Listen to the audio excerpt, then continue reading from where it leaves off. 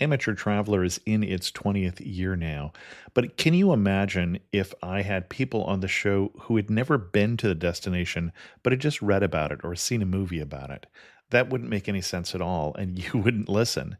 We all know how important it is to receive advice from people who know a destination to get the most authentic local experience.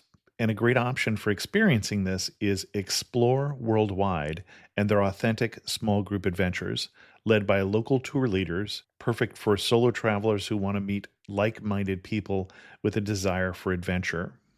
I'm often an independent traveler, but two of my last three trips were with small group tours because they organize everything and it's a lot easier.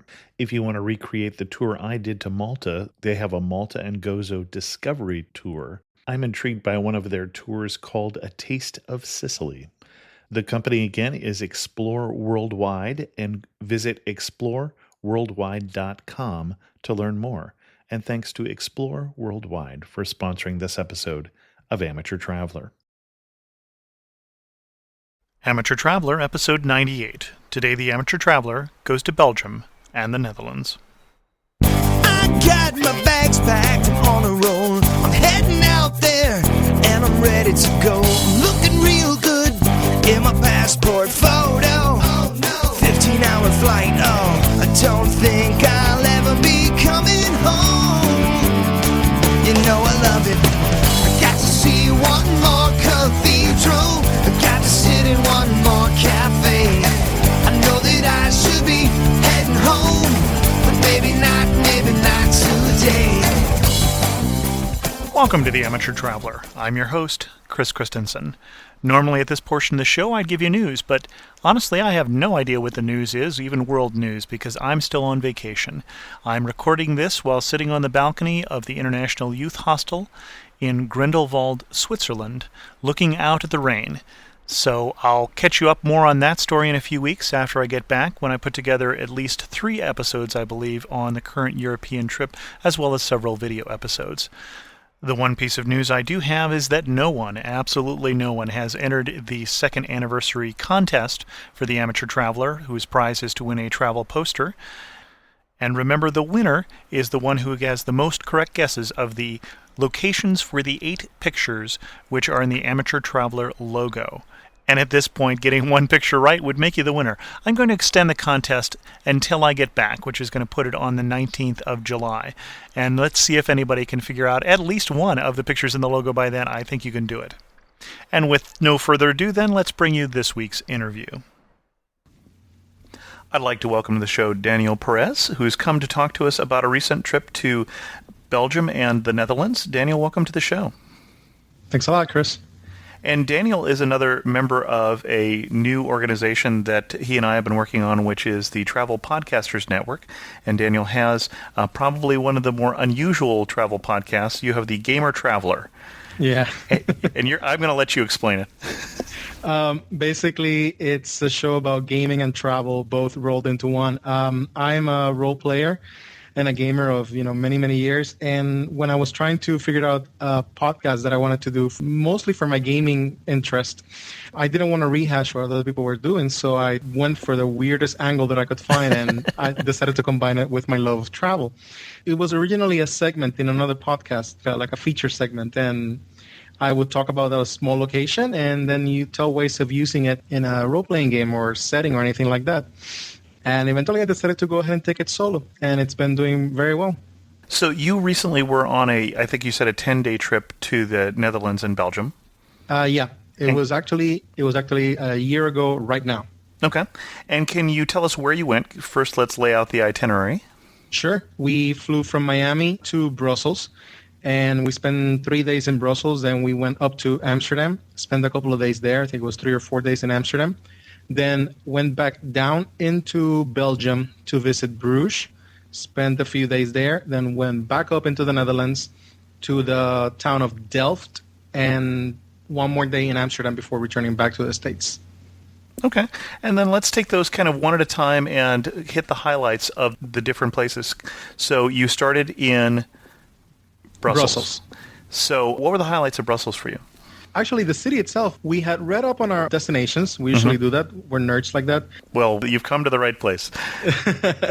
But we didn't really know what to expect out of Belgium in general, because it's usually one of these like, oh, there's France and England and Germany, and oh yeah, there's Belgium over there. So we sort of knew the highlights and we've seen our videos and everything, but we weren't really ready for what we encountered there, and it was a very nice surprise. Brussels is a very international city. It was very laid back, very quiet, kind of French in that sense, but it certainly has a lot of that Dutch entrepreneurial sense of, the merchant core of the city. It was very interesting. Very welcome surprise to our trip. Very good start too. Any particular part of Brussels that stands out in terms of places that you saw or things that you did? Absolutely. We were staying in a hotel that was just 2 streets away from the Grand Place, which is the center, the main square of Brussels. It's always been its heart, and this has been labeled by some people as the grandest and most amazing square in Europe, and it certainly has a fighting shot for that title. It's beautiful. It's the right size. It's surrounded by these beautiful and amazing gabled guild houses dating back to the 16th and 17th century. And it's a very relaxing place. There's food and drinks and all around, and just fantastic. Outside of that, there was also the upper part of the city where you get to see the Museum of Musical Instruments in an old Art Deco building, Art Nouveau building, which is also very nice. And there's the Codeberg Museum, which is an underground look at some of the foundations of medieval Brussels, which was just awesome. Yeah. This is just off of the Royal Palace. It's in one of the little wings to the side. You go in, you go down the stairs. It's usually very empty. It certainly was when we went. It was Saturday and it was just empty. It was us and 2 other people. And you actually go into the foundations of medieval Brussels. You get to walk under the main road above, and you get to see the old, I think is the left wing of the palace, which used to be a church. You get to see the basilica area where the altar would have been, and then you actually get to go into what would have been the street and see the street itself and some of the houses that would have been lining it, which is also very cool. So Brussels, like a lot of old cities, you're saying, has built up upon that level, the medieval level. Very much so, actually. It's another one of those cases in Europe where whatever they dig, they certainly have to stop every so often because they're finding new things. Interesting. And then your next stop after Brussels was Amsterdam. From Brussels, we took a train up to Amsterdam, and we had been to Amsterdam back in 2001, the first time that we went to Europe, my wife and I and another friends. So we sort of knew what to expect. It was, in a way, kind of like coming home, because the first time that we arrived in Amsterdam, we had just come from England, so Amsterdam was very much a culture shock. This time, it was the known place, so we felt very comfortable going back to it. And knowing a few things, what to expect in the city, as far as transportation, the attitude of the people and things like that, then, it made it easier to just fall into place in the city. Not to mention that it's just one of the best cities in Europe, so it's just okay. Very cool to Now, why do you say that? What makes it the best for you? I feel bad for Amsterdam in some ways, because it's one of the places that most people just view as a party central. It really is just a fantastic cultural landmark. It has so much history. It's seen so much of what is the history of Europe, pretty much from medieval times or before, up until the modern era. Some people just usually dismiss it as being only, this place where pot is legal and there's parties all the time, which is certainly a part of it, but, not all of it. And so if I'm going to Amsterdam for the first time, and I've been there actually once before, where would you recommend I go? I'll go here and I'll say, yes, Daniel was right. This is one of the best cities in Europe. There's the Damrak, just the main street coming off of the train station is just kind of your usual main street, but you get to see a little bit of what makes Amsterdam, everything from the tulips and the flowers and the wooden shoes and, the naughty parts and everything like that. And you get to the Dam Square, where you get to the main center. The old dam used to be that, for which Amsterdam takes its name. We went to the Anne Frank house, which is, one of those locations that you certainly have to go. On our first trip, we took an afternoon and spent it in the Vondel Park. We didn't have a chance to do it this time, but it certainly stood in our minds as some of the nicest time that we spent in the city, because it's just nice to just be relaxing along with the natives of the city where they go to relax. There's, of course, the various museums. The Van Gogh Museum, there's the Rembrandt Museum, the Heineken Experience, and you just have to visit it as well.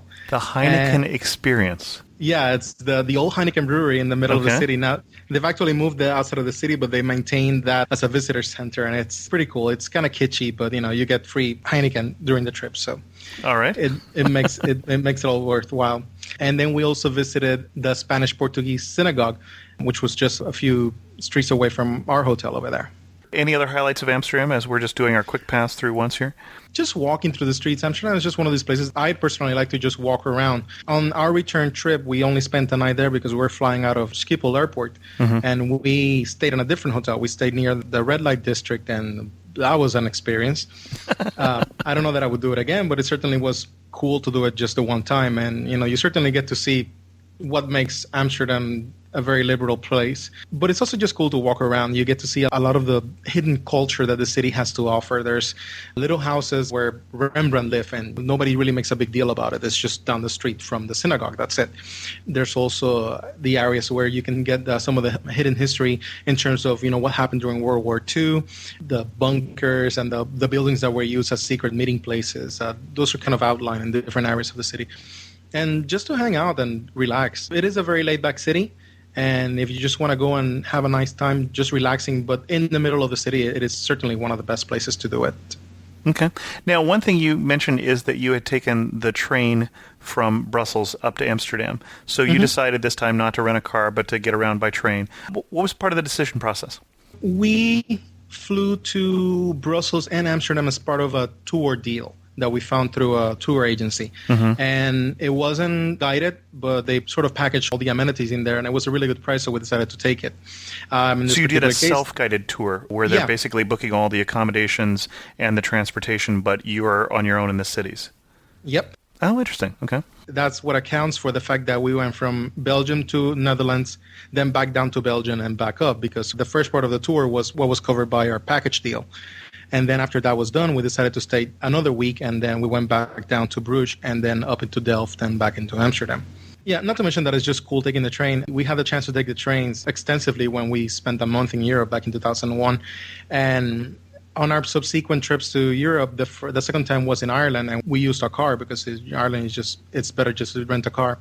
And then we spent a week in Paris, which, you just don't move around. You just spend the time in the city. So. Okay. And so your next stop was Bruges. Yeah, we took a train. Bruges is one of my favorite cities in Europe, so we're gonna slow down here a bit. You know what? That's exactly what you do when you arrive there. We took a train down into Bruges, and boy, what a surprise that was. That's a town that you want to just grab it, put it in your pocket, and take it with you wherever you go, because it really delivers on what it promises. Is this medieval gem just hidden not hidden, but it was for many years. It's certainly been found by now. It is very much a touristy place, but Sure. But you see, what I like about Bruges is the fact that it is touristy, but it doesn't feel horribly touristy. It doesn't feel like Disney World or anything like that. The people of Bruges have done a really good job of giving tourists all the information that they need and then just stepping back, letting them enjoy the city on their own. And that's precisely what we did. We stayed in a B&B that we found online, and it was just the most amazing little place. It was kind of... Was it inside the historic center then, or just outside? We were inside the actual historic center, but we were... I think it was north of the city. I don't quite recall the direction right now, but it were like a 5-minute walk away from the square, which was close enough to walk, but not right there. So we didn't have all the touristy bustle on our street. And it was just fantastic. We had a couple that runs a store and a B&B all in the same building. So every morning we woke up to these humongous baskets of breads and fruits and chocolates and meats and cheeses, and it was just fantastic. And see, that's when I knew I was going to enjoy Belgium, was when they offered me chocolate, or I think it was actually probably Nutello, which is a hazelnut spread, to go on my croissants in the morning. I knew that this was going to be a place that I could enjoy. I love Nutella. It's like I love that I can get it in Europe for so cheap. For us, one of the reasons that I say Bruges stands out for me is you mentioned going to Amsterdam and being a little overwhelmed the first time. That was the very first place that we had stepped foot in Europe, and we were intimidated by it, I'd have to say at the time. I'm sure I would enjoy it much more now than I did then. And so we didn't spend much time there. We went off to Haarlem and up to Edam, but then the next day we went to Bruges, and that's when I felt I was really in Europe. Because I a lot of Amsterdam, I mean, although it's a very beautiful city, but a lot of outside of Amsterdam when you're driving on the highway, it felt very similar. It didn't feel that different from home. I can definitely understand what it is to be overwhelmed by Amsterdam the first time. It completely hit us over the head the first time. My God, we really wanted to just get back in the train and run back to England. It was like, oh my God, this is home. But, Well, I think for us, we just allowed ourselves to be intimidated by its reputation. I don't think we really gave Amsterdam a chance the very first time we were there. That happens for us. It was just the bustle and the people and the strange language. Even though most people speak English, it was just the Dutch and so many people. And I was like, but yeah, I can fully understand how going to Bruges would be just like a mental vacation. It's like, yes, now I'm here. Anything stand out about Bruges for you? You mean other than that side on the whole city itself? I'm telling you, it's just a fantastic place. There was the market square. It was a very nice place. The Grand Carillon was just amazing. We toyed with the idea of climbing the 300 and so steps up to the tower, and then we decided against it because we were tired. And then so we just walked around. We went to the Berg Square and to the Basilica of the Holy Blood. We didn't get there in time to see the relic that supposedly houses a drop of blood of Christ. The church itself is a beautiful architectural masterpiece, and it was nice to see it there. We also just walked around. We did a lot of walking around Bruges because the thing with the Netherlands and Belgium in general is they really don't have this high concentration of world-renowned sites. The sites themselves are, the city itself, the people, and just walking around town and just getting that feel, that vibe.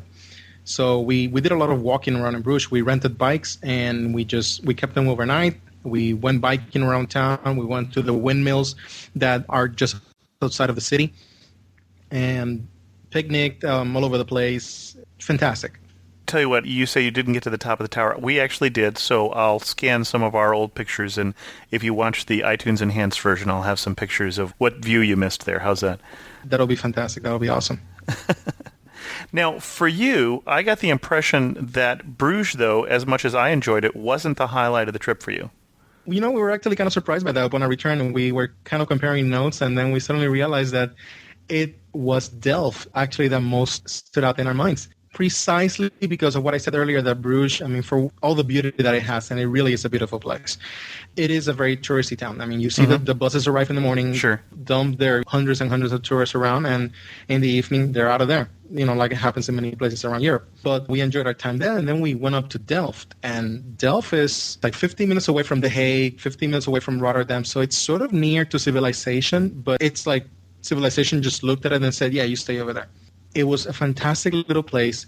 There was almost no one there. There were all the locals, and there certainly were tourists, but I think if you put all the tourists there in one room, we would have had a very nice mixture with 30 people. That's it.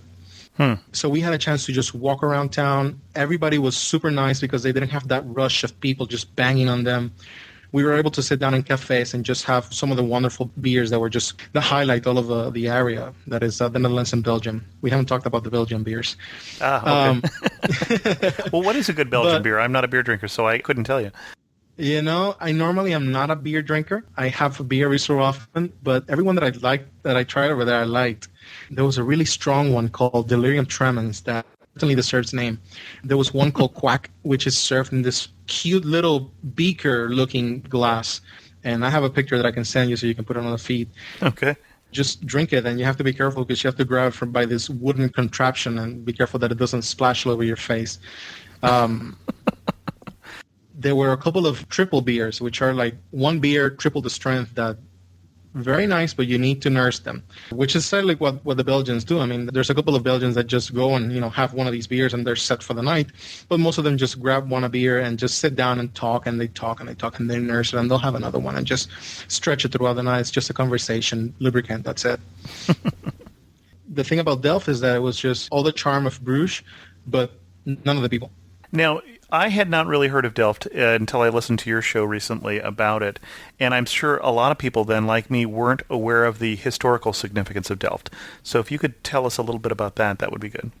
Sure. Most people will actually know of Delft by reputation, if they know who Johannes Vermeer is. And of course, he was a painter of the very famous girl with a pearl earring. Johannes Vermeer was one of the Dutch masters. He certainly wasn't acknowledged as a master during his lifetime, but few were.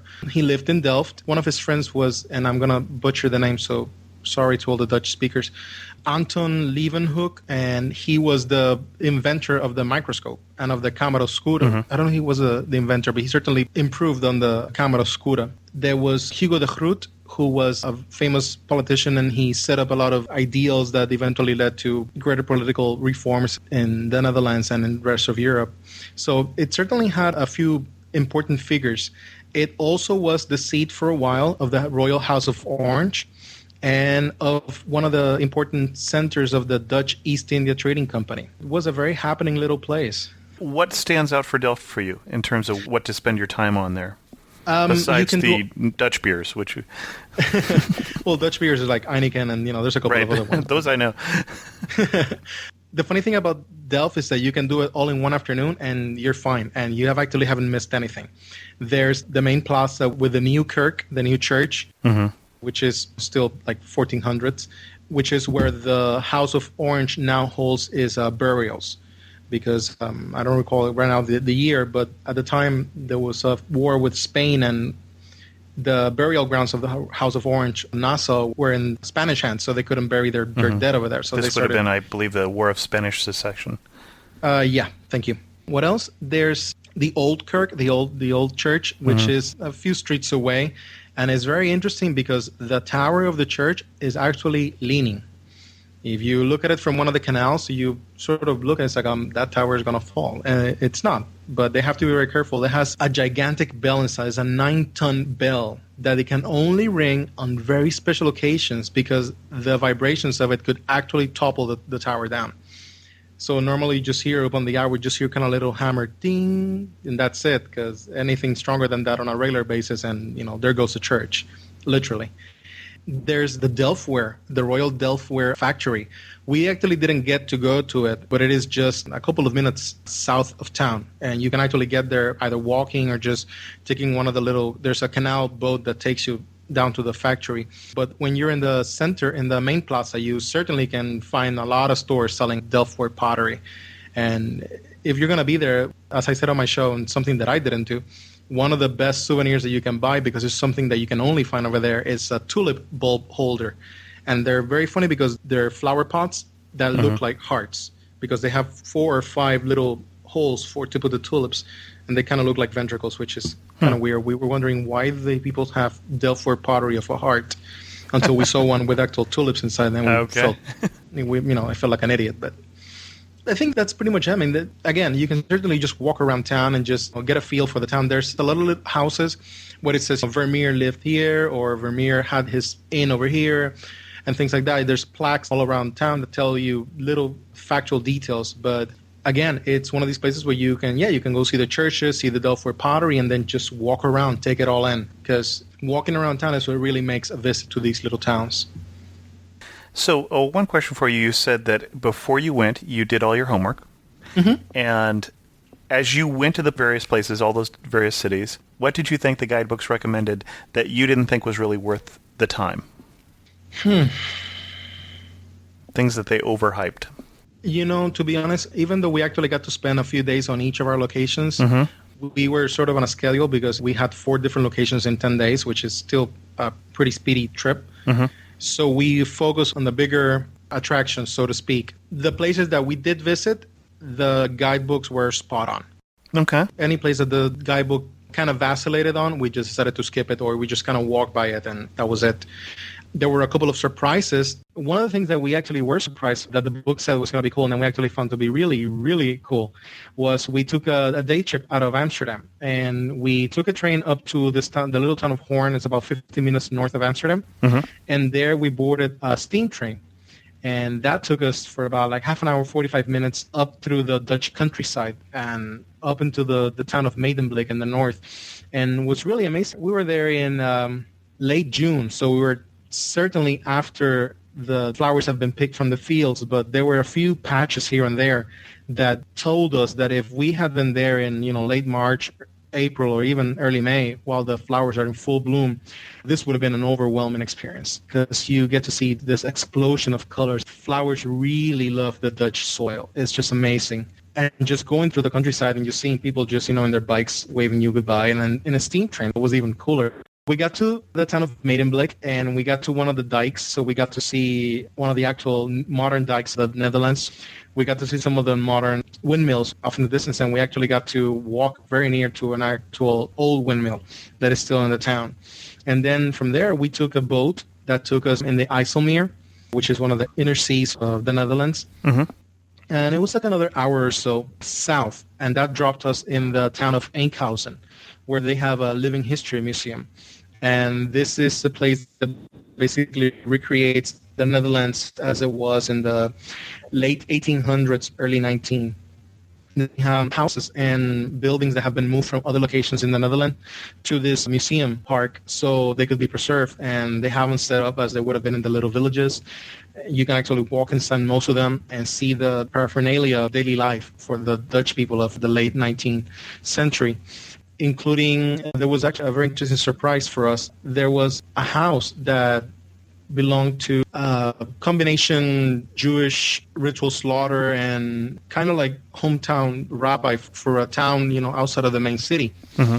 That actually spoke a lot about the prevalence of the Jewish population of the Netherlands throughout the whole country before World War II and before it was pretty much exterminated in the country itself. So that was quite interesting for us. We also saw one of the windmills that they have there, which is small, but it's very cute, which is always counts with windmills. And Sure. We got to eat smoked herring, which is kind of weird, but they love it. And really, it's a very interesting place because you actually get to see buildings in their natural setting. I mean, they've been moved around, but they've been reassembled as they would have been in their little towns all over the Netherlands. And it was a very nice surprise. That was actually one of those places that the book said, yeah, it's nice, but you might just want to skip it and get back to Amsterdam.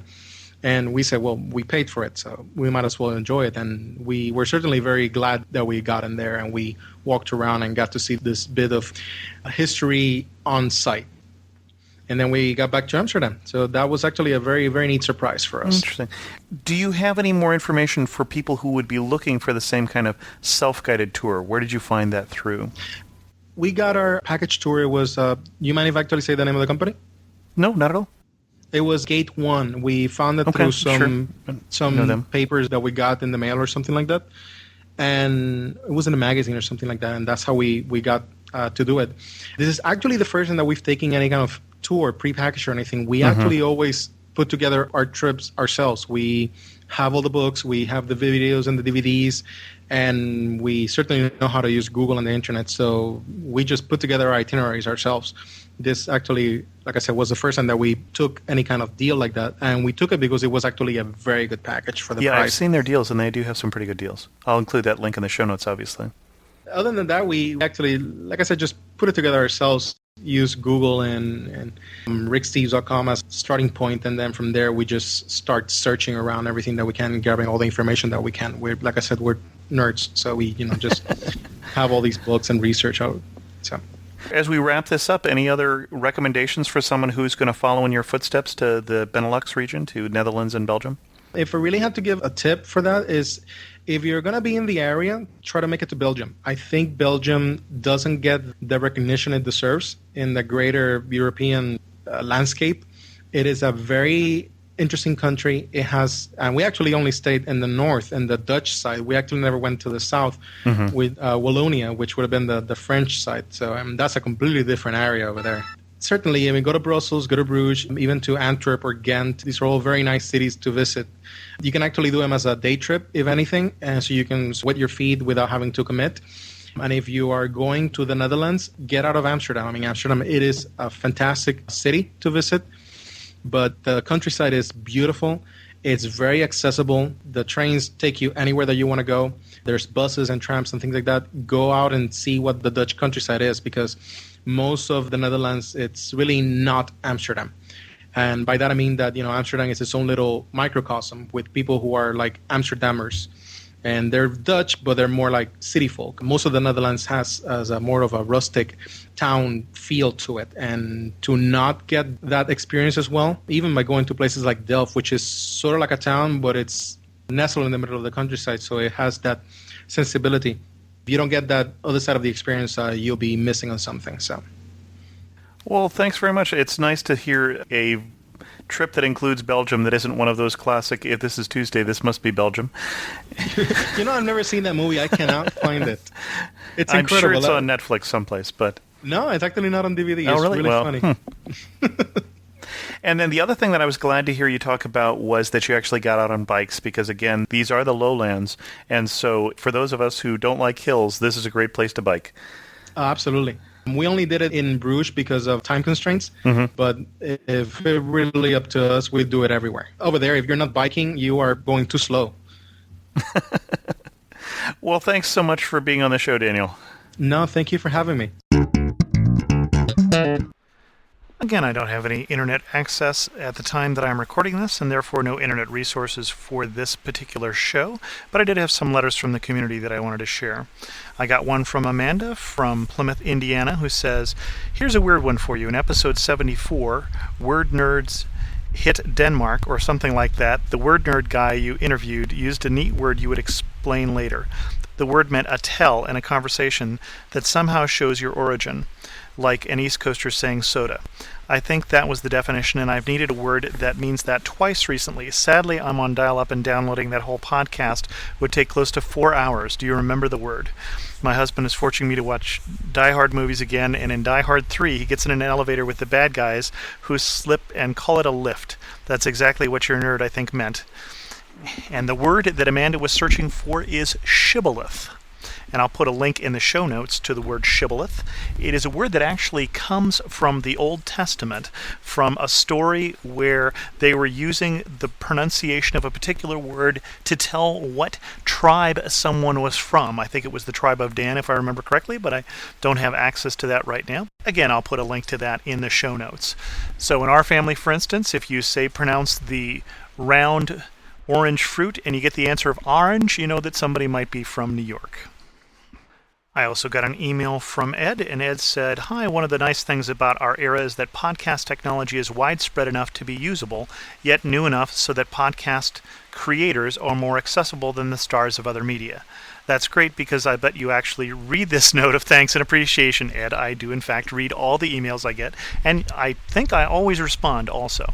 I love listening to The Amateur Traveler because even when I'm doing yard work at home, I can vicariously enjoy a crazy, grueling, yet rewarding trip to southern Spain or learn about the best places to go to get the authentic Greek experience.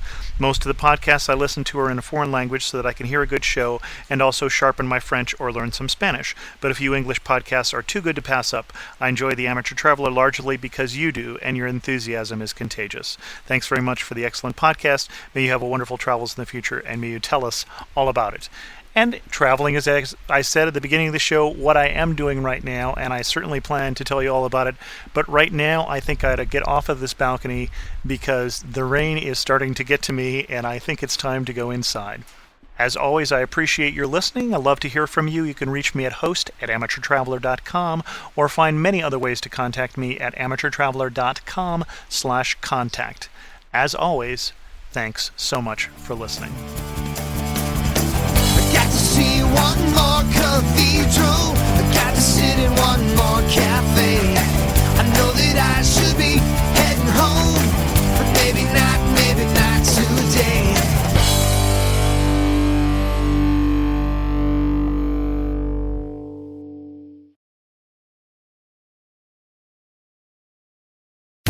The best and the brightest served up daily by the sharpest minds in content delivery, pod show, and limelight.